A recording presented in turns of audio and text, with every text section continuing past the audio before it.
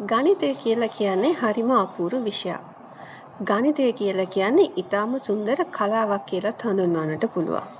අපේ අවට පරිසරයේ තියෙන සමහර රටාවන්, ස්වභාව ධර්මයේ තියෙන සමහර සකස් කිරීම් අපිට බොහෝ වෙලාවට ගණිතමය සමීකරණ වලින් සාධනය කරලා පෙන්වන්නට පුළුවන්. මම අද අරගෙන එන්නේ ගණිතයේ තියෙන තවත් බොහෝම අපූර්ව සුන්දර අවස්ථාවක්. ඕගොල්ලන්ට මම ඉදිරිපත් කරනවා ප්‍රහේලිකාවන් දෙකක්. මේ ප්‍රහේලිකාවන් දෙක බැලූ බැල්මට එකිනෙකට වෙනස් වූ ප්‍රහේලිකාවන් දෙකක්. නමුත් මේ ප්‍රහේලිකාවේ තියෙන විශේෂත්වය තමයි එක ප්‍රහේලිකාවක් විසඳීමේ ක්‍රමවේදය භාවිතා කරමින් අපිට පුළුවන්කම තියෙනවා තම් ගණිතයේදී හම්බ වෙන ටිකක් සංකීර්ණ ප්‍රශ්නයක් ඉතාමත්ම පහසුවෙන් විසඳා ගැනීමට අපිට පුළුවන්කම ලැබෙනවා. අපි මේ ප්‍රහේලිකාවන් දෙක ගැන කතා කරන්නට කලින් මං කැමති මුලින්ම පොඩි පූර්ව හැඳින්වීමක් කරන්නට. ගණිතයේදී මිත්‍රවරුනි අපිට ලැබෙනවා අපරිමේය සංඛ්‍යා කියලා සංඛ්‍යා විශේෂයක්. අපරිමේය සංඛ්‍යාවක් කියලා කියන්නේ භාග සංඛ්‍යාවක් හැටියට දැක්විය නොහැකි සංඛ්‍යාවක්. අපි මේ අපරිමේය සංඛ්‍යාවල් irrational numbers එහෙමත් නැත්නම් සාමාන්‍ය නොවන සංඛ්‍යා හැටියටත් අපිට සලකන්නට පුළුවන්. උදාහරණයක් හැටියට ගත්තොතින් 22 බෙදීම 7. අපි ගණිතයේදී හම්බ වෙන මේ 5 කියන අගය 7න් 22 අපිට භාග සංඛ්‍යාවක් හැටියට දක්වන්නට පුළුවන්. නමුත් 22 7න් බෙදුවහම කිසිම අවස්ථාවක නිශ්චිත වූ අගයක් අපිට ලැබෙන්නේ නැහැ. නමුත් මිත්‍රවරුනි මේ බලන්න වර්ගමූල 3 එහෙමත් නැත්නම් වර්ගමූල 2 අපිට මේක කිසිම ආකාරයකින් භාග සංඛ්‍යාවක් හැටියට පෙන්වන්නට බෑ. අපි ගත්තොතින් එක බෙදීම 2 අපිට භාග සංඛ්‍යාවක් හැටියට ලියන්නට පුළුවන්. සමහර සංඛ්‍යාවල් තියෙනවා භාග සංඛ්‍යාවක් විදිහට ලියන්නට බැරි. අපි මේවා අපරිමේය සංඛ්‍යාවක් කියලා හඳුන්වන්න ලබනවා. අද අපි කතා කරන්නට යන්නේ ඊ타මත්ම සරල තාර්කික ක්‍රමවේදයක් භාවිතා කරමින් ගණිතයේදී මේ අපරිමේය සංඛ්‍යාවක් අපරිමේය සංඛ්‍යාවක බලයට නැගුවහම ලැබෙනා වූ අගය අපරිමේය සංඛ්‍යාවක්ද පරිමේය සංඛ්‍යාවක්ද කියන එක සාධනය කරලා පෙන්වන එක. මගේ නම නදීක තිසේරා. මම දැනට මොරටුව විශ්වවිද්‍යාලයේ තාක්ෂණික ආයතනයේ ජ්‍යෙෂ්ඨ කතිකාචාර්යවරයෙක් විදිහට සේවය කරගෙන යනවා. මම කිව්වා ඔයගොල්ලන්ට මම ප්‍රහේලිකා දෙකක් ඉදිරිපත් කරනවා කියලා. අපි ගනිමු අපේ පළවෙනි ප්‍රහේලිකාව. මෙන්න ඔයගොල්ලන්ට මම දෙන පළවෙනි ප්‍රහේලිකාව. මෙතෙන්දී පුද්ගලයෝ 3 දෙනෙක් ඉන්නවා. අපි එක්කෙනෙක් ගමු ඇන්. අනෙක් එක්කෙනා ගමු ජෝර්ජ්. අනෙක් එක්කෙනා ගමු ජේම්ස්. මෙතෙන්දී මම ඔයගොල්ලන්ට ලබා දෙන තොරතුරු තමයි ජෝර්ජ් කියලා කියන්නේ අවිවාහක පුද්ගලයෙක්. ජේම්ස් කියලා කියන්නේ විවාහක පුද්ගලයෙක්. නමුත් ඇන් කියලා කියන්නේ විවාහක හෝ අවිවාහක බව අපි නොදන්නා පුද්ගලයෙක්. මෙතෙන්දී මෙන්න මේ දේ තමයි සිද්ධ වෙලා තියෙන්නේ. ජේම්ස් ඇන් දිහා බලාගෙන ඉන්නවා. ඇන් ජෝර්ජ් දිහා බලාගෙන ඉන්නවා. මෙතෙන්දී ඕගොල්ලන්ට ලැබෙන්නේ අවස්ථා දෙකක්. මොකක්ද අවස්ථා දෙක? ජේම්ස් ඇන් දිහා බලාගෙන ඉන්නවා. ඇන් ජෝර්ජ් දිහා බලාගෙන ඉන්නවා. මෙන්න ඕගොල්ලන්ට ලැබෙන ප්‍රශ්නය. එහෙමත් නැත්නම් ප්‍රහේලිකාව. විවාහක පුද්ගලයෙකු අවිවාහක පුද්ගලයෙකු දෙස බලාගෙන සිටිනවා.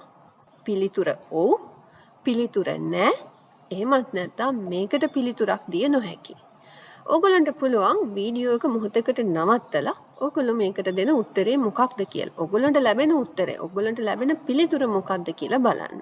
මේ ප්‍රශ්නය ඇත්තටම මිනිසුන්ට ඉදිරිපත් කරාම 80%කටත් වඩා දුන්නු පිළිතුර තමයි පිළිතුර C.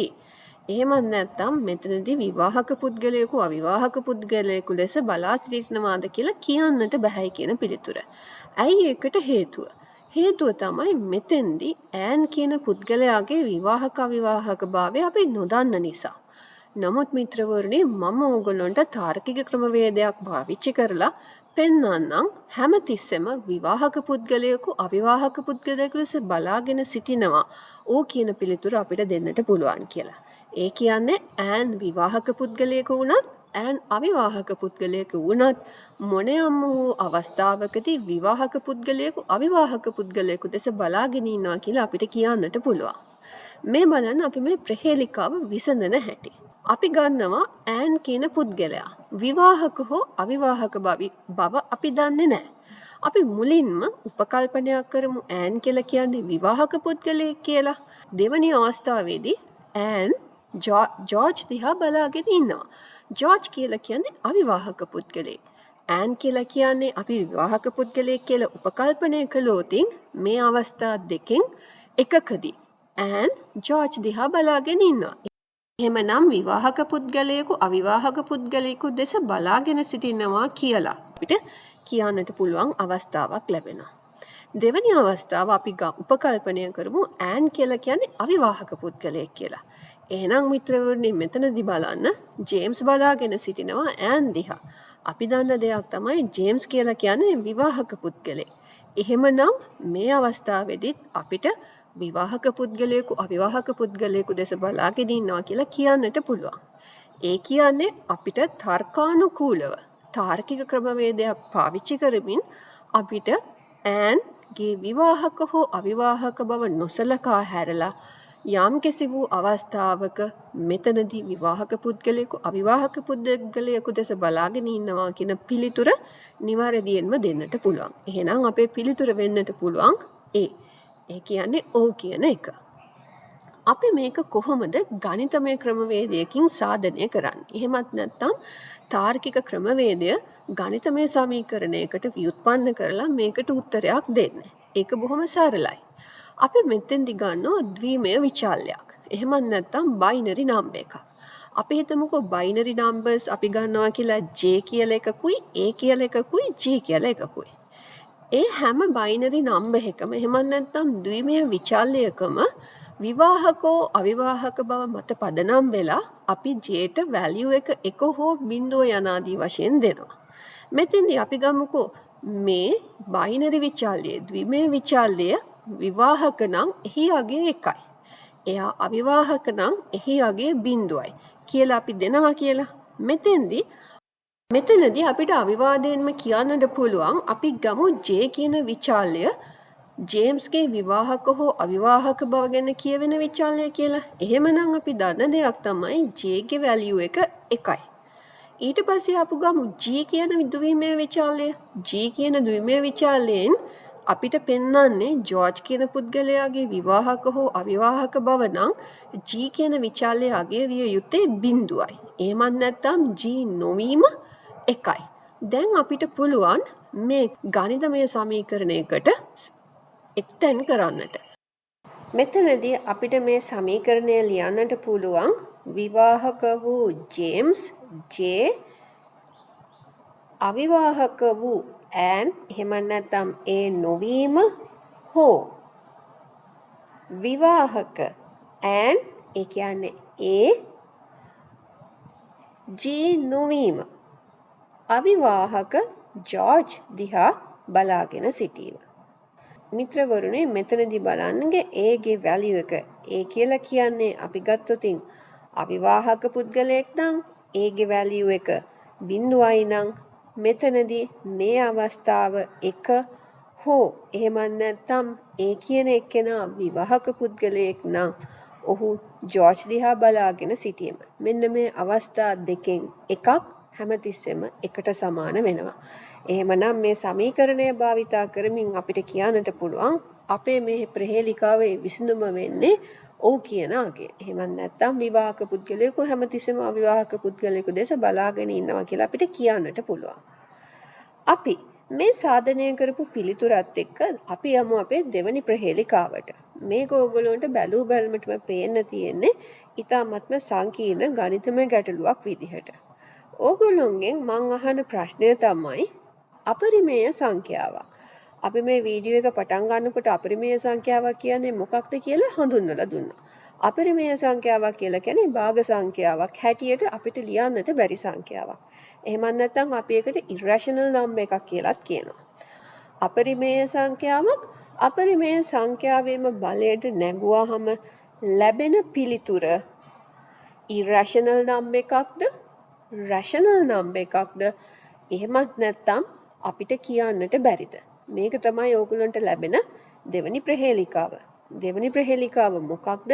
අපරිමේය සංඛ්‍යාවක් අපරිමේය සංඛ්‍යාවේම බලයට නැගුවහම ලැබෙන්නේ පළවෙනි පිළිතුර අපරිමේය සංඛ්‍යාවක්, දෙවෙනි පිළිතුර පරිමේය සංඛ්‍යාවක්, තුන්වෙනි පිළිතුර තමයි අපිට කියන්නට බෑ. අපි බලමු අපි කලින් භාවිතා කරපු ක්‍රම වේදයම භාවිතා කරමින් මේ ගණිතමය ගැටලුවට අපිට විසඳුමක් දෙන්නට පුළුවන්ද කියලා. මම මෙතෙන්දි තෝරගන්නවා අපරිමේය සංඛ්‍යාවක් හැටියට වර්ගමූල 2. අපි කලින් කළා වගේ මේක ද්විමය විචල්‍යයන් වලට සමාන කරමු. වර්ගමූල 2 කියන අවස්ථාව. වර්ගමූල 2 අපි දන්නවා අපරිමේය සංඛ්‍යාවක්. එතකොට අපි කලින් ජේම්ස් කියන පුද්ගලයා විවාහක වීම කියන අවස්ථාව වර්ගමූල 2 අපරිමේය සංඛ්‍යාවක්. එහෙමත් නැත්නම් ඉරෂනල් නම්බර් එකකට සමාන වීමට සමාන කරමු. එහෙමනම් අපි මෙතෙන්දි දෙනවා කලින් දුන්නා වගේ ද්විමය විචල්‍යයක්. මේ විචල්‍යයේ අගය අපරිමේය සංඛ්‍යාවක් නම් අපි ඒකට 1යි කියලා දෙනවා. තව විචල්‍යයක් ගන්නවා G කියන විචල්‍යය. G කියන විචල්‍යය අපි කලින් පාවිච්චි කරේ ජෝර්ජ්ගේ අවිවාහක බවට. අපි මෙතෙන්දි ගමු G කියන විචල්‍යයට සමාන කරන්නට වර්ගමූල 2 වර්ගමූල 2 බලයට නැගුවාම ලැබෙන සංඛ්‍යාව ගැන අපි කියන්නට දන්නේ නැහැ. නමුත් වර්ගමූල 2 වර්ගමූල 2 බලයට නංවලා ඒ සම්පූර්ණ එක නැවතත් වර්ගමූල 2 බලයට නැංවුවාම මේ බලන්න වර්ගමූල 2 වැඩි කිරීම වර්ගමූල 2 යගේ 2යි. එහෙනම් වර්ගමූල 2 ඒකෙන් වර්ග කරාම අපිට ලැබෙන්නේ අංක 2. අංක 2 අපි දන්න දෙයක් තමයි අපරිමේය සංඛ්‍යාවක් නෙමෙයි. ඒක පරිමේය සංඛ්‍යාවක්. එහෙමනම් G අපිට ලැබෙන්නේ පරිමේය සංඛ්‍යාවක් විදිහට. එහෙමත් නැත්නම් G ගේ වැලියු එක 0යි. G නොවීම කීයද? 1යි. මෙතෙන්දී අපි කලින් කළා වගේ පරිමේය සංඛ්‍යාවක් අපරිමේය සංඛ්‍යාවකට නැගීමේ අවස්ථාව. අපි මෙතෙන්දී ගන්නවා වර්ගමූල 2 වර්ගමූල 2 බලයට නැංවීම. මේක අපි දන්නේ නැහැ පරිමේය සංඛ්‍යාවක්ද අපරිමේය සංඛ්‍යාවක්ද කියලා. අපි හිතමුකෝ මේක පරිමේය සංඛ්‍යාවක් කියලා. වර්ගමූල 2 කියලා කියන්නේ අපරිමේය සංඛ්‍යාවක් කියලා අපි දන්නවා. එතකොට වර්ගමූල 2 බලයට නැංවුවාම අපි මෙතෙන්දී උපකල්පනය කළොත් මේක පරිමේය සංඛ්‍යාවක් කියලා. පරිමේය සංඛ්‍යාවක් අපරිමේය සංඛ්‍යාවක් අපරිමේය සංඛ්‍යාවක බලයට නැංවීම අපිට පරිමේය සංඛ්‍යාවක් කියලා කියන්නට පුළුවන්. මේකේ දෙවෙනි අවස්ථාව. අපි ගමු වර්ගමූල 2 වර්ගමූල 2 බලයට නැංවීම අපරිමේය සංඛ්‍යාවක් කියලා. මේ අවස්ථාව ගන්න. වර්ගමූල 2 වර්ගමූල 2 බලයට නැංවීම අපරිමේය සංඛ්‍යාවක් නම් අපරිමේය සංඛ්‍යාව නැවතත් ඒ අපරිමේය තවත් අපරිමේය සංඛ්‍යාවක බලයට නැංවීමේදී අපිට ලැබිලා තියෙන්නේ මොකක්ද? පරිමේය සංඛ්‍යාවක්. එහෙනම් මිත්‍රවරුනි කලින් ප්‍රහේලිකාවේදී වගේම අපිට වර්ගමූල 2 වර්ගමූල 2 බලයට නැංවීම අපි පරිමේය සංඛ්‍යාවක්ද අපරිමේය සංඛ්‍යාවක්ද කියන එක අපි හරියටම දන්නේ නැතත් අපිට පුළුවන් මේ අවස්ථාවේදී අපරිමේය සංඛ්‍යාවක් අපරිමේය සංඛ්‍යාවක බලයට නැංවීම පරිමේය සංඛ්‍යාවක් කියන පිළිතුර ලබා දෙන්නට. එහෙමනම් ඕගොල්ලොන්ට මම දුන්නු දෙවනි ප්‍රහේලිකාවේ අපරිමේය සංඛ්‍යාවක් අපරිමේය සංඛ්‍යාවක බලයට නැංවීම අපිට පරිමේය සංඛ්‍යාවක් කියලා පිළිතුර හැටියට දෙන්නට පුළුවන්. මේක අපි කලින් කළා වගේම විචල්‍යයන් වලට ද්විමය ප්‍රකාශයක් විදිහට ලියලා අපිට මේක සමීකරණයක් විදිහට විසඳන්නට පුළුවන්. අපි ගන්නවා වර්ගමූල 2 අපරිමේය සංඛ්‍යාවක්. අපි ඒක J කියන ද්විමය විචල්‍යයට සමාන කරනවා. එතකොට J ගේ අගය අපරිමේය සංඛ්‍යාවක් නිසා අපි ඒකට 1යි කියලා දෙනවා. ඊළඟ අවස්ථාව G කියන අවස්ථාව. වර්ගමූල 2 වර්ගමූල 2 බලයට නංවලා ඒක නැවතත් වර්ගමූල 2 බලයට නැංවුවාම අපිට ලැබෙන්නේ මොකක්ද? පරිමේය සංඛ්‍යාවක්. එහෙමනම් G කියන විචල්‍ය අගය වෙන්නේ පරිමේය සංඛ්‍යාවක් නම් G ගේ අගය වෙන්නේ 0යි. G නොවීම 1යි. එහෙමනම් මේ අවස්ථාවේදී අපි දෙනවා වර්ගමූල 2 වර්ගමූල 2 බලයට නැංවීම. මේක අපි දන්නේ නැහැ පරිමේය සංඛ්‍යාවක්ද අපරිමේය සංඛ්‍යාවක්ද කියලා. අපි ඒකට A කියලා විචල්‍යයක් ගමුකෝ. මෙතෙන්දී අපිට නැවතත් අර විදිහටම සමීකරණය ලියන්නට පුළුවන් අපරිමේය සංඛ්‍යාවක් එහෙම නැත්නම් J සහ A නොවීම හෝ A සහ G නොවීම. මෙන්න මේ අවස්ථා දෙකෙන් එකක් හෝ එකට සමාන වෙනවා නම් අපිට අපේ පිළිතුර පරිමේය සංඛ්‍යාවක් හැටියට දෙන්නට පුළුවන්. පළවෙනි අවස්ථාවේදී අපි ගමු වර්ගමූල දෙක වර්ගමූල දෙකේ බලයට නැංවීම. අපි හිතුවතින් මේක පරිමේය සංඛ්‍යාවක් කියලා J සහ A නොවීමේ අගය එකයි. ඊට පස්සේ අවස්ථාව වෙන්නේ අපි ගමුකෝ වර්ගමූල දෙක වර්ගමූල දෙකේ බලයට නැංවීම අපරිමේය සංඛ්‍යාවක් කියලා. එහෙමනම් A කියන අපරිමේය සංඛ්‍යාව එකයි G නොවීම. මෙතෙන්දී අගය වෙන්නේ එකයි. එක හෝ එක. එක හෝ එක. එහෙමනම් අපිට හැමතිස්සෙම කියන්නට පුළුවන් අපරිමේය සංඛ්‍යාවක් අපරිමේය සංඛ්‍යාවක බලයට නැංවුවහම අපිට ලැබෙන්නේ පරිමේය සංඛ්‍යාවක් කියලා. මං හිතනවා මේ ප්‍රහෙලිකාවෙන් ඕගොල්ලොන්ට බොහොම අපූරු දැනුමක් වගේම වින්දනයක් ලැබෙන්නට ඇති කියලා. හැබැයි මට මෙතෙන්දි පොඩ්ඩක් විශේෂයෙන් හඳුන්වන්න ඕන දෙයක් තමයි මේ බලන්නකෝ අපි දැනුවත්ව හෝ නොදැනුවත්ව විචල්යක් තෝරගත්තා. ඒ කියන්නේ පුද්ගලයෙකු විවාහක වීම ඔහු අසාමාන්‍ය පුද්ගලයෙක් බවට පත් කරනවා කියන එක. එහෙමනම් මේ වීඩියෝ එකත් එක්ක එකතු වුණු ඔයගොල්ලෝ හැමෝටම බොහොම ස්තුතියි. ඔයගොල්ලොන්ගේ දැනුමට යමක් මේ වීඩියෝ එකෙන් එකතු වෙන්නට ඇති කියලා මම විශ්වාස කරනවා.